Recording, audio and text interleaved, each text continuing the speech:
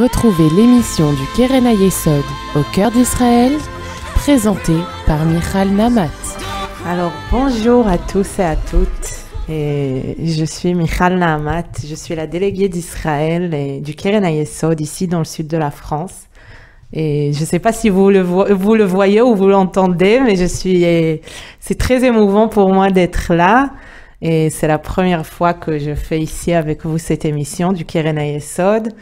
Et je ne sais pas si vous l'entendez aussi, que je suis israélienne et que je suis là et j'étais envoyée d'Israël. Je vous raconte un peu et après on commence notre émission.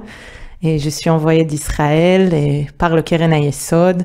Et j'habite ici à Marseille. J'étais envoyée il y a 1 an. Et pour cette mission, pour aider le peuple d'Israël, pour collecter des fonds pour le peuple d'Israël ici en France, dans le sud de la France, et avec cette communauté juive merveilleuse de Marseille. Et je suis très très contente d'être ici avec vous aujourd'hui. Et on a lancé une émission du Keren Hayesod il y a 1 semaine, et avec notre président du Keren Hayesod Provence, Stéphane Pontieux, et notre délégué, Arik Seban, qui est un délégué d'Israël qui vient nous voir ici à Marseille 1 fois par mois à peu près, et pour les legs et donations surtout. Et là, on est ensemble ici, et avec moi, et Michal Namat, et alors je suis très très contente d'être là. Et comme la semaine dernière, vous avez parlé, et vous avez entendu parler, Stéphane, et sur l'histoire plutôt du Keren Hayesod, qui est une organisation et qui existe, comme il vous avait raconté, et depuis plus que 100 ans, depuis 105 ans, et le Keren Hayesod existe même avant la création de l'État d'Israël. Et aujourd'hui, on va parler plus sur les actions d'aujourd'hui, depuis le 7 octobre, surtout ce qu'on fait avec le Keren Hayesod. C'est vrai que jusqu'à le 7 octobre, et on s'est occupé avec le Keren Hayesod, l'organe qui fait la collecte des fonds pour Israël depuis la diaspora et depuis plus que 100 ans, surtout sur tout ce qui est des causes sociales et de l'aide à des gens qui viennent des milieux défavorisés, des enfants, beaucoup des enfants et des jeunes, et des centres pour les jeunes, des villages des jeunes, et aussi des rescapés de la Shoah, et vraiment des gens, tous les gens qui ont eu besoin et dans la société israélienne et de cette aide des Juifs de diaspora. Et ça, c'était jusqu'au 7 octobre. Stéphane, il vous a parlé beaucoup la semaine dernière des vagues d'Aliyah que le Keren Hayesod faisait partie et du financement de tous ces aliyot incroyables et du monde entier et d'Europe, de la Russie, de l'Éthiopie et d'Amérique latine, vraiment. Et le Keren Hayesod était là et il faisait partie de la structure et qui a fait et monté tous ces gens-là en Israël. Mais aujourd'hui, on va parler surtout de ce qu'on vit aujourd'hui et des actions du Keren Hayesod après le 7 octobre. Et en cette période difficile, et on entend tous les jours, malheureusement, on entend tous les jours sur des actes antisémites ici en France et dans le monde entier, en Europe, et des gens qui sont agressés parce qu'ils sont juifs. Et on a entendu là, il y a quelques jours sur un chanteur israélien qui a chanté sur scène, qui a été agressé sur scène. On entend sur des juifs qui sortent de la synagogue et qui se font insulter. Et c'est une situation, c'est une période très très difficile et très compliquée. Et ce qui se passe en Israël, bien sûr, cette guerre qui continue, et nos soldats qui sont toujours en guerre, nos nos otages. On a toujours 48 otages et qui sont détenus par le Hamas à Gaza.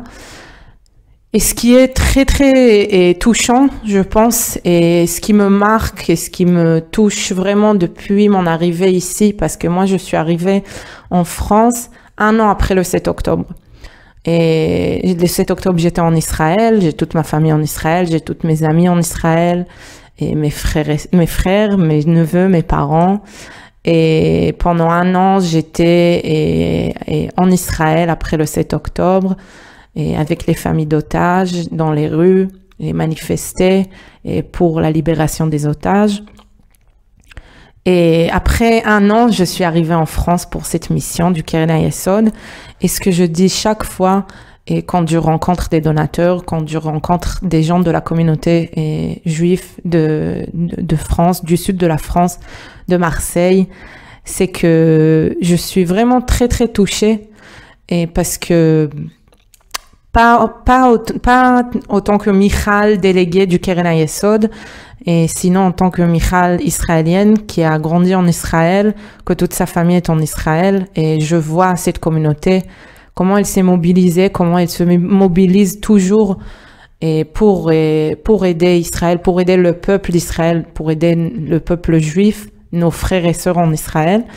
Alors c'était pour dire que c'est une période difficile, mais aussi ça nous montre comment on est fort quand on est ensemble, et ça nous montre l'importance de cette institution du Keren HaYesod, et cette institution nationale qui est là depuis plus que 100 ans et va rester encore. Et alors, comme j'ai dit dans cette émission, on va parler sur nos actions à partir du 7 octobre. Et je vais vous raconter un peu sur les actions et sur des délégations qu'on va faire bientôt, et des missions et de solidarité qu'on va envoyer en Israël d'ici depuis la France. Et je vous invite à vous inscrire à ces missions. Et alors, depuis le 7 octobre, qu'est-ce qu'on a fait? Qu'est-ce que vous avez fait? Parce que c'est le Keren HaYesod qui a fait, mais c'est vos dons, c'est les dons des Juifs de la diaspora, c'est les dons des Juifs du sud de la France, de Marseille. Et on a continué bien sûr à soutenir les actions et les programmes qu'on a soutenus avant. Mais c'est vrai que le jour même, le 7 octobre, je vous raconte mon histoire. Moi, j'étais chez mes parents. Et j'ai mon oncle qui m'appelle depuis la France et qui me dit Michal, on veut ici dans ma communauté aider Israël, soutenir Israël, à qui on peut aider, à qui on peut donner. Alors j'étais pas encore au Keren HaYesod, mais je sais que la première chose que j'ai vue, je pense vers 2h de l'après-midi, quand cette journée a commencé à 6h29 du matin, comme on le sait tous. Et j'ai vu que déjà, il y avait des publications pour faire des dons pour le fonds pour les victimes du terrorisme. Alors, j'ai dit à mon oncle que je pense que c'est pour ça qu'il peut aider avec sa communauté. Et alors, c'est pour vous raconter que ce fonds pour les victimes du terrorisme, c'est des aides que on a données aux victimes, et vraiment dans les 48 heures après le 7 octobre. Moi personnellement, je connais quelqu'un qui était très proche de moi, que grâce à Dieu, elle est de Kfar Aza, et elle était avec sa famille pendant presque 24 heures dans l'abri à Kfar Aza, dans son mamad à la maison, et avec des terroristes et dans sa maison. Et grâce à Dieu, toute sa famille, ils sont vivants, et ils sont sortis de Kfar Aza, mais ils ont perdu beaucoup des amis. Et je sais que quand je l'ai eu au téléphone les jours d'après le 7 octobre, et je lui ai posé la question si elle a reçu cette aide du fonds pour les victimes du terrorisme et de l'agence juive et le Keren HaYesod. Elle m'a dit que bien sûr, c'était la première aide qu'elle a reçue. Et alors, c'est vraiment cette aide, c'est pour les premières choses. C'est pour les gens qui, le 7 octobre, ils ont perdu tout. Ils devaient sortir de chez eux et ne pas, ils ont rien pu prendre avec eux. Et pour des médicaments, pour des vêtements. Et alors, il y avait cette aide qui était vraiment, et c'est quelque chose qui est fondamental.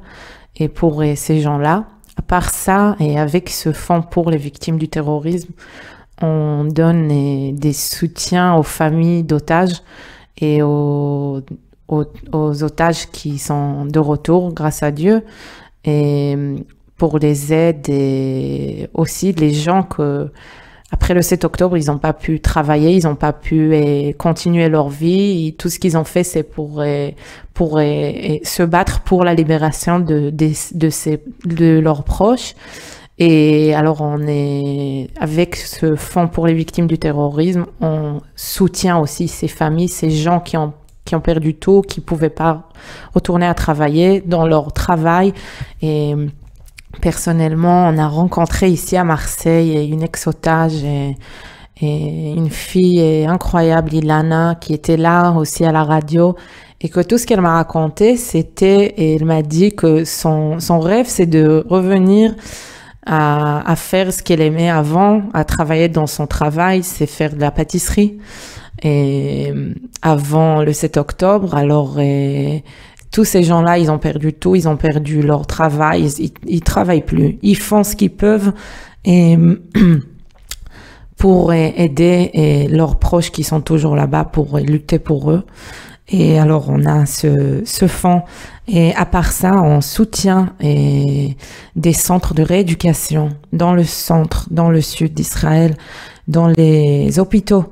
Et on soutient les hôpitaux et Beth Levinstein et Adi Negev, et on soutient dans l'hôpital Ichilov et un centre de rééducation qui va être construit. Et vraiment, depuis le 7 octobre, on sait que le Keren HaYesod, on fait ce qu'on peut avec, et bien sûr, vos dons, et que sans ces dons, sans ce soutien, sans cette mobilisation des Juifs et de France, des Juifs du sud de la France, de la diaspora, on n'a pas pu aider tous ces gens-là. Et je veux vous parler de quelque chose qui m'a marqué cette semaine. Et parce que quand on parle de la rééducation, par exemple, on a parlé maintenant de la rééducation, normalement, on pense sur des gens qui ont été blessés et des blessures qu'on voit. Mais il y en a des blessures qu'on voit pas, qu'elles sont invisibles. Et ce sont les blessures psychologiques plutôt. Et alors, c'est important de dire aussi avec vos dons, et on soutient aussi des soins psychologiques pour tous ces gens qui ont été victimes de cette guerre et du 7 octobre, de la guerre d'après, de la guerre avec l'Iran, et de tous les gens, et des otages, des familles d'otages, des gens qui ont été blessés, et que des fois, malheureusement, on voit pas ces blessures. J'ai vu cette semaine un témoignage qui m'a vraiment marqué. Alors, je vais pas pouvoir vous montrer ce témoignage, mais je vais vous dire le nom de l'humoriste israélien qui a fait ce témoignage. Après, je vous conseille d'aller chercher sur Internet. C'est sûr qu'il y a déjà ce témoignage avec une traduction ou en français ou en anglais. J'espère qu'il y a déjà en français, parce que c'est quelque chose que je pense que on doit tous se voir. Ce sont 25 minutes, c'est pas court du tout. Ce sont 25 minutes d'un humoriste israélien qui s'appelle Udi Kagan, que d'habitude on le connaît comme quelqu'un qui est très très très marrant et qui fait des blagues, que les gens y payent, et il raconte ça aussi dans son témoignage. Les gens y payent pour le voir et pour voir comment il rigole surtout. Et là, il a pris 25 minutes d'un spectacle qu'il a fait la semaine dernière à Tel Aviv pour parler de sa vie, pour parler de ce qu'il lui il a vécu, de quelque chose qu'on voit pas. Parce que quand on voit cette personne, on voit que c'est quelqu'un qui est un humoriste, on voit pas des blessures, on voit rien sur lui. Mais il parle pendant 25 minutes sur ce qu'il a vécu en 2002. Alors en 2002, c'était une des opérations il y avait en Israël, en Judée et Samarie. Et lui, il était là-bas. Et il raconte pas ce qu'il a vécu là-bas, c'est juste il raconte ce qu'il a vécu après. Et je vais pas vous raconter tout parce que c'est assez long, je vous conseille d'aller voir ça, mais il y a quelque chose qui m'a vraiment marqué qu'il a dit. Je vais vous lire ce qu'il a dit. Et il a dit que nous sommes en Israël, nous sommes tous devenus des post-traumatiques en attente. Même ceux qui n'ont pas encore craqué et portent déjà la douleur. Ça veut dire que même des gens qui n'ont pas vécu le 7 octobre dans les kibbutzim, à Kfar Aza ou à Be'eri, ou même les gens qui n'ont pas été sur la frontière et dans le nord, et on porte quelque chose déjà, et parce qu'avec tout ce qu'on vit, et je veux dire aussi même les juifs de la diaspora, avec tout ce que vous recevez ici de la population et avec tout ce qu'on entend. Et alors, il m'a marqué avec ça parce que c'est vrai que quand les gens ils ont des blessures, on va dire, psychologiques, on voit pas ça, mais ça existe. Et lui, il était à la guerre en 2002. Alors ça, il y a 23 ans. Et après le 7 octobre, il a revécu tout ce qu'il a eu en 2002, et il raconte comment il a continué sa vie, que c'était très dur, qu'au début, les gens, ils ont pas compris qu'est-ce qu'il avait, pourquoi il était comme ça, pourquoi il devait partir pour presque un an, pour se balader dans le monde entier et ne rien faire avec sa vie, et tout ce qu'il voulait, c'est d'oublier. Et alors, on est là avec le Keren HaYesod pour soutenir tous ces gens-là, et que malheureusement, on voit pas leurs blessures. Alors, c'est quelque chose de très, très important qu'on fait depuis le 7 octobre, et en finançant des centres de rééducation pour les blessés de cette guerre, en finançant des centres de résilience et dans le sud et dans le nord, et pour des enfants, en finançant des programmes pour des jeunes avec du post-traumatisme, comme le programme à Gal Sheli. Et Gal en hébreu, c'est une vague. Alors, ma vague, c'est des enfants. Et alors, moi, je connais encore personnellement un jeune qui avait 16 ans quand il y avait le 7 octobre. Et là, il a déjà plus que 18 ans.